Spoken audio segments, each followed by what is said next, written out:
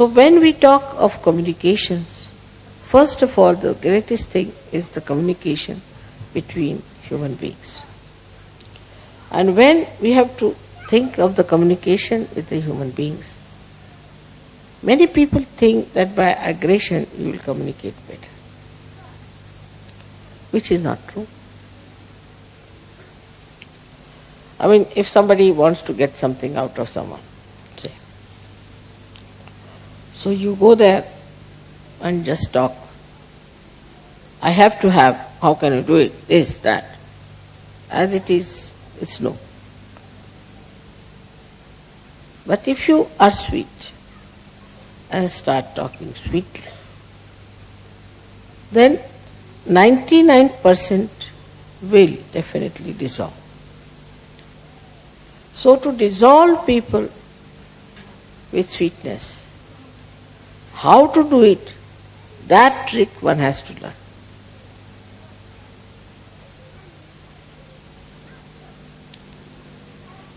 How with sweetness you can dissolve people.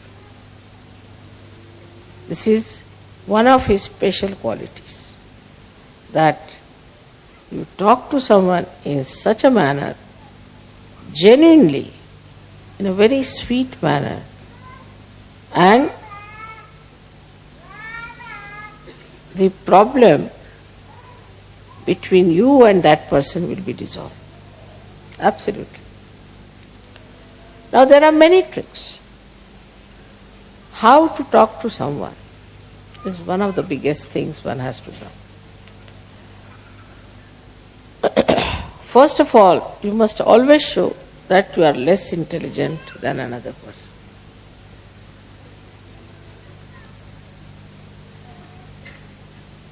Like I am talking to scientists, I will say, I am sorry, I don't know any science, no good for scientists. So they feel, oh, very good.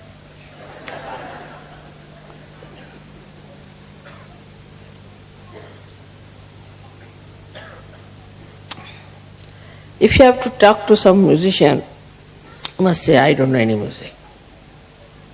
No,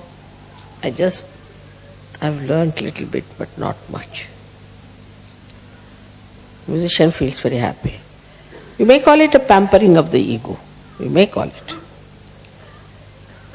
But there's no harm in saying that I am nothing compared to you. So the first trick is complete humility when you talk to another person. It's a sign of greatness. It's a sign of fulfillment. As the trees, when they are laden with fruits, they bend down. So the first of all, if you say, I am no one, I don't understand anything, but I would like to hear. This is first. First quality of communication is to be extremely humble about yourself. The another person should not know who you are. And there's a lot of fun in it. Say for example now, I can say about myself that my husband was very highly placed in India. But I met a friend in Delhi. She was studying with me in school and in college. And she asked me, where do you live? I told her in Meena Bagh, which was just a useless, small little place meant for very ordinary officers, because they had not allotted us any house or anything. So temporarily we were there. She said, what is your husband doing? I said, doing so is some government servant. I didn't tell her. He came down. So he just looked at me, smiled. He said, do you know him? I said, he's my husband. She was shocked. He's your husband? Oh my God, why didn't you tell me? Immediately the whole thing changed. And she felt so ashamed of herself. She had started looking down upon me that I am married to some clerk or someone or something.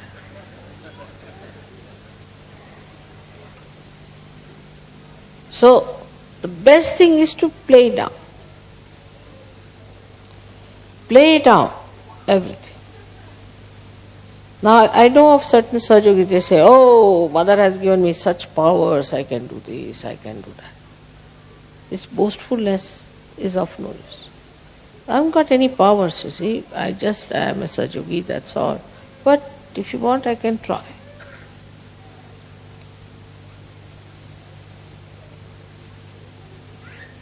So, is to play down as much as you can. Practice this at home. First practice and then don't do it. So that is one of the greatest qualities of communication with others. Second thing, I think in the whole of Gita, if you read it, this one very important thing is krodhat pijayati samoha. See, among all the worst things that we have, according to him, we have 6 enemies. But in Gita, he started with krodha.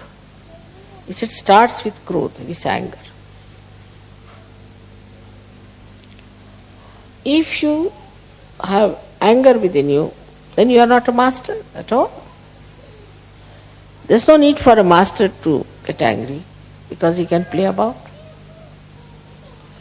He can make you dance like this. What is the need to lose your temper? But that mastery, if you don't have, of handling people, then after 5-6 minutes of talk, your voice starts raising and a sort of something starts barking. Because that temper is still inside you burning. But for a master, there should be no temper. No need. He has started with krodha, that with the krodha all problems start. From one to another to another to another. So we should watch out if we are angry people. Anger comes from Vishudhi. Starts from liver, Vishnu, but expressed through Vishudhi.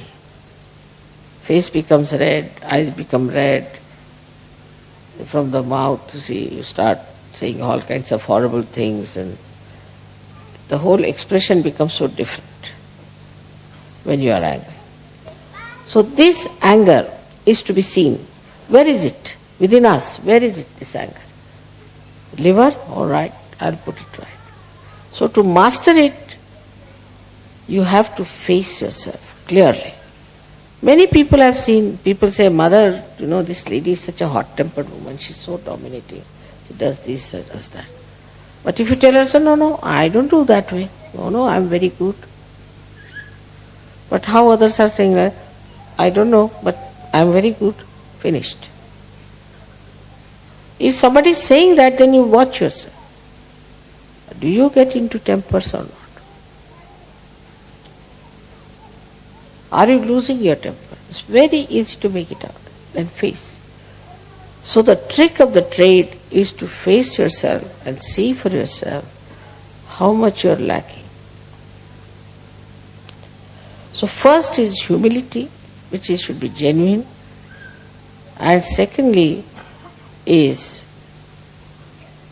equanimity. No temper.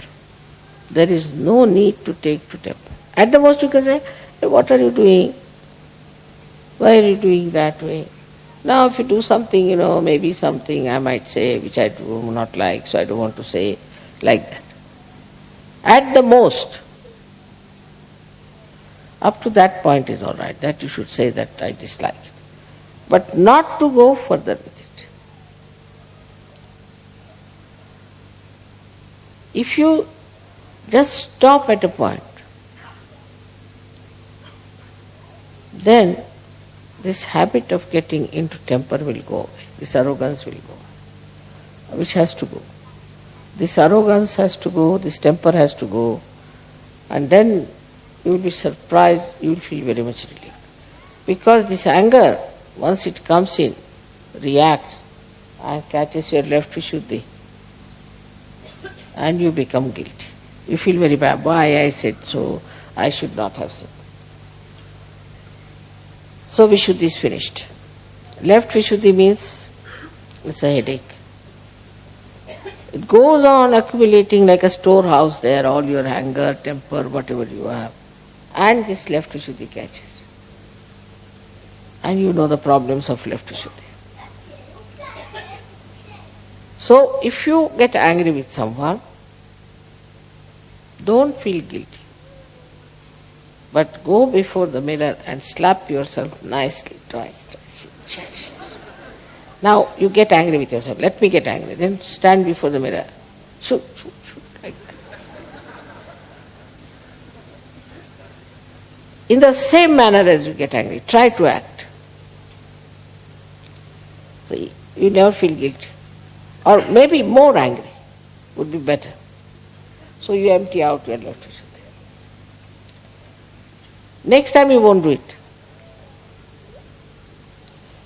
But feeling guilty means you'll again repeat the same thing. So this temper is expressed by men differently and women by differently. And I'm very much worried about the women sometimes because they take to water power. Then I'm lost. But those who have ego too much cry much more. That's the sign. I've seen. If you say anything to them, immediately they start crying. Because already the left Vishuddhi is there full, like a full balloon. When you touch them, it becomes water. But men, their temper is different style, as you know very well. That when they get angry, they might fight with each other, box everyone, and then settle down nicely and have something to drink. Let us have it out, you see, they'll say. Take out. But women don't. They keep it there. And once they keep it, then it becomes tears. It starts coming down. So these are just tears out of joy, happiness, that's different. Or out of feelings for others. But it's not that. But it's tears just to impress another person that you are very sad or something.